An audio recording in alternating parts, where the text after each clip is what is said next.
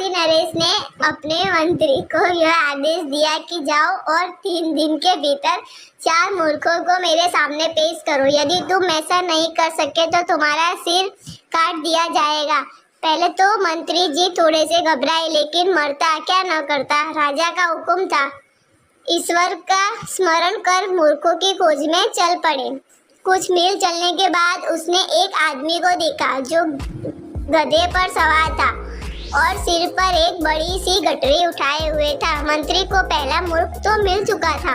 मंत्री ने चैन की सांस ली। कुछ और आगे बढ़ने पर दूसरा मूर्ख भी मिल गया। वह लोगों को लड्डू बांट रहा था। पूछने पर पता चला कि शत्रु के साथ भाग गई उसकी बीवी ने एक बेटे को जन्म दिया था, जिसकी खुशी में वह लड्डू बांट रहा था। दोनों मूर्खों को लेकर मंत्री राजा के पास पहुंचा। राजा ने पूछा, ये तो 2 ही है, तीसरा मूर्ख कहाँ है? महाराज, वह मैं ही हूँ, जो बिना सोचे समझे मूर्खों की खोज में निकल पड़ा। बिना कुछ सोचे समझे आपका हुक्म बजाने चल पड़ा। और चौथा मूर्ख?